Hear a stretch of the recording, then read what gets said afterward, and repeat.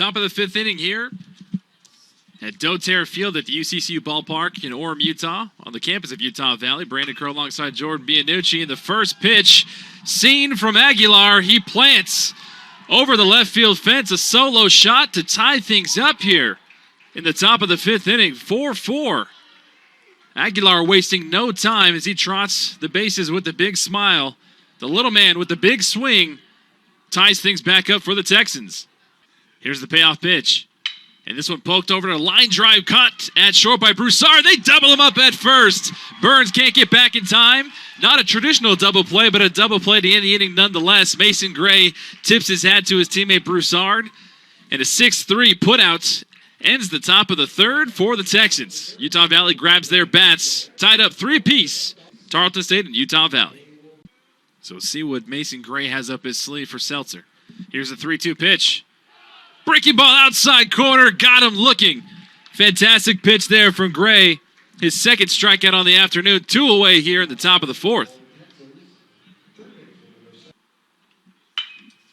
Here's a line drive base hit into the gap between left and center. Frew with decent speed. Going to have himself a stand-up 2-out double for the Texans, keeping their heartbeat alive and pumping in the fourth. So again, Utah Valley on top, 8-4 in the top of the seventh. And Aguilar again puts another drive down the left field line. He's going to take a hop right in front of Meade, who gets a nice throw in at second to keep Aguilar at first. So a great play defensively by Meade, but Aguilar again showing off his stick.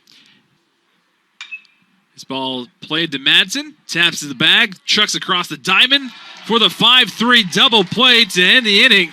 Fantastically played there from Mick Madsen. Ty Meade leading things off for the Wolverines at the bottom of the inning. And he slaps this one into right field for a base hit. So a great start here to the bottom of the inning for the Wolverines. Ty Meade again getting on base, Jordan. So far, a pretty efficient day for Mason Gray. Got out of a jam. Bases loaded last inning. Here's a 2-2 pitch. And this is a fly ball lifted deep to center field. Going back to the fence and looking up, and it is gone was Jake Plakis. A solo home run for Ethan Mann. And the Aggies take a quick 1-0 lead here in the top of the third. What I thought at first was just might have been an easy fly ball for Plakis out there. Caught the jet stream. Plakis kept running back to the warning track. Eventually ran out of room. Looked up. And Ethan Mann left the yard, giving the Aggies that 1-0 lead here in the top of the third. Gray again, a casual look over to first. Comes set. Here's the 0-2 pitch. Big swing and a miss, and Gray strikes out Bush to end the inning. What a rally from Mason Gray after giving up a solo home run, a walk, and a double. Only escapes by allowing 1 run to come across. Utah Valley will grab their bats. Mason Gray ends the inning with his 4th strikeout. We're headed to the bottom of the third. 1-0. Aggies on top of the Wolverines. Jefferson has been fantastic with his placement. And like you said, Jordan Mathias Fromouth, the home plate umpire, inconsistent to say the least. Here's the 1-1 pitch, and this is blooped into the gap in left center field. It'll fall through for a base hit right in front of Tommy Tubach in center, who gets it in quickly. But a 2-out rally maybe with Tavin Lord getting aboard with a single. So now that'll bring up the top of the order for the Wolverines and second baseman Mitch Morales. So the tying run is on first base for the Wolverines. Morales, last time up, lined out to left.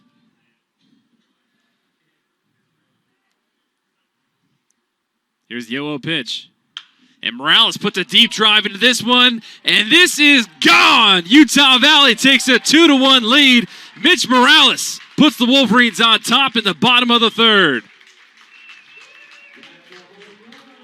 A no-doubter for Mitch Morales. Jefferson made a mistake, and Morales made him pay. A high fastball. Morales was sitting on it, turned on it, deposited it on the left field hill. And Utah Valley has a 2-1 lead here in the bottom of the third. Has a glance at second base to Modler. Comes back. Here's the 0-1 pitch. Peyton Hayes puts a drive into left field. This one is going back to the wall, and this one is gone! Woo! Brendan Brooks takes a look at Payson Hayes' three-run blast, puts Utah Valley on top, 8-4. Got a good delivery here to the plate. Runner goes, 2-2 pitch is crushed into the gap in left center. That's going to be a two-hopper to the fence. Trevor Peterson finally grabs it up. Palmer comes all the way around to third and will score easily on a two-out RBI double by Ryan Fitzpatrick. Eastburn crowds the plate a little bit.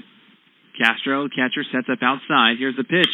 This one pulled right off the glove of Ryan Fitzpatrick at first. Should have been a surefire out. Instead, trickles off his glove, goes down into the bullpen. One run will score, and they're going to hold Jackson Overland at third base. So Eastburn cashes in another run for Utah Valley. Here's the pitch. Now this one will be another bloop single in the shallow left field. They're going to wave around Overland from second base. There will be no throw. RBI single for Ryan Eastburn. Utah Valley now on top, 7-4. Here's the 0-2 pitch. Swung on and missed. Strike three. 3 pitches, 1 out for Fitzpatrick. 2 away. Jackson Overland now hits one deep into left field. This one going back. 1 hop in the fence. This one will be a double. 1 run will score. They're waving around the second run. Here comes Peterson on his horse all the way to score from first base. Jackson Overland with the bases clearing. 2 RBI double puts Utah Valley on top, 6-4 in the top of the 7th inning. Parker Koss leads things off in the bottom of the 4th for UC Irvine. All tied up between Utah Valley and UC Irvine, 2-2. First pitch he sees by Jackson Kofer, drilled right back up the middle, right between the wickets of Kofer into center field for a single. And Parker Koss is aboard. Now that is right fielder. Parker Koss feeling it, making that all-star play at third base, and then coming up and first pitch, base hit right up the middle. So that'll bring up, again, the big left-handed right fielder, Connor Zickafoos. Zickafoos, we do know, has some power. Kofer taking his time, looking at the runner. First now comes set, comes to the plate, fires in there. Fastball outside corner for strike 1. Good location there for Kofer. Keeping it out of the big boys' wheelhouse. Looking for that double play ball here. Zickafoos flying out to left field. Michael Beltran making the diving play to save an extra base hit. Here's the 0-1 pitch. Again, right down the middle, fastball. And Connor Zickafoos takes a step out, looks over at his dugout, almost as if to say, okay, what am I supposed to do? Really challenging him. Coming in right at him with 2 straight fastballs. I think Zickafoos is probably expecting a breaking ball. Here's the 0-2 pitch. Kofer comes set and fires. Swung on and missed. Strike 3, breaking ball outside part of the plate. 2 fastballs and a breaking ball. 1, 2, 3. See you later for Jackson Kofer. So 1 out, runners at first and second. Griffin Mazer at the dish. And here's a ground ball to Modler. Modler feeds Howell at short. Throws over to Hayes at first for the 4-6-3 putout. Jackson Kofer finds the ground ball that he needs to get out of the inning. Just what the doctor ordered right there. And Utah Valley victorious in Game 1 this afternoon, 4-2. And they trail the Aggies here 1-0 in the top of the 3rd. Nobody out, runners at first and second. Fort Meyer with the 0-1 pitch. This one lifted into right field. Going back is Marco. Back to the track, twirling around, looking up. And a 3-run home run for Ethan Mann. Puts the New Mexico State Aggies on top, 4-0 here in the top of the 3rd. You talked about that wind, Jordan, being gusty. What looked like a normal fly ball for Ethan Mann caught the jet stream. Marco sprinted to the fence, looked up, and before he knew it, that ball was gone. So 2 outs here in the top of the 3rd, 5-0. New Mexico State on top of Utah Valley. Here's a 3-1 pitch. This one drilled right back at Brown, who is able to compose himself and throw it over to Cade Polson at first. Scary moment for Brown. Looked like it actually hit his glove in the follow-through. Scared him for a second. Was able to get the ball and throw it over to Cade Polson for the 1-3 putout. But he looks like he's okay. He jogs off. Utah Valley trails 5-0. All 5 runs for the Aggies coming in the top of the 3rd. Utah Valley grabs their bats. Wolverines trail heading into the bottom of the 3rd. Natera, again, like you said, Jordan, working very quickly. Here's the 2-2 pitch. painted outside corner with the fastball for strike 3. So Broussard 0 for 2, and he is strikeout victim number 6 for Sammy Natera so far in the afternoon. Here's the payoff pitch. And Sai's defensive swing hits a grounder to Madsen at third. Cross the diamond for the 5-3 putout to Polson at first.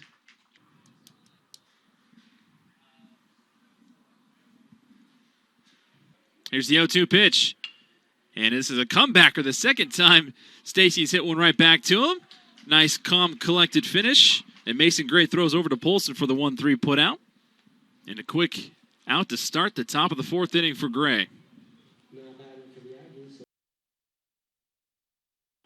Then the later game in the afternoon will be the 7th one. Here's a 2-2 pitch. Polson hits a sharp line drive, deflected right off the glove of Jefferson, right into the breadbasket of Tristan Stacy at second base. So if you're Kate Polson, you're looking up to the heavens, shaking your head, saying, what do I got to do? Kate Polson with an absolute bullet deflects off the glove of Jefferson, and Tristan Stacy right there at second to make the out. And Polson has retired in the bottom of the 4th. And Alexander Marco, the right fielder, now in the batter's box for the Wolverines. Big curveball hits the outside corner for Jefferson for strike 1.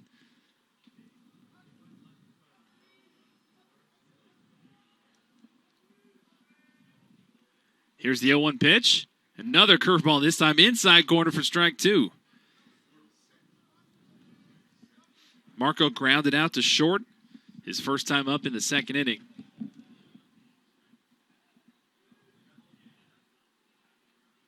Here's the 0-2 pitch. And Marco lifts this one down the right field line and gets the jet stream and a solo shot on an 0-2 count for Alexander Marco. Puts Utah Valley on top 3-1 in the bottom of the 4th.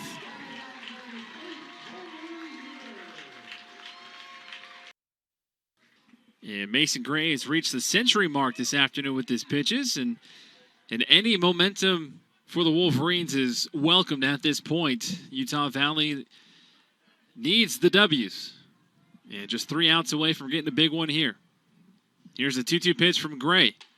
Strike 3, inside corner. Down goes Jimenez. Beautiful pitch placement from Mason Gray. Froze Jimenez on that inside part. 5th strikeout on the afternoon for Gray. Here's the 1-1 pitch. Fastball right down the middle. Strike 2. Froze Villarreal. Not sure if he was expecting that or if he was looking breaking ball. Didn't even move the bat off his shoulder.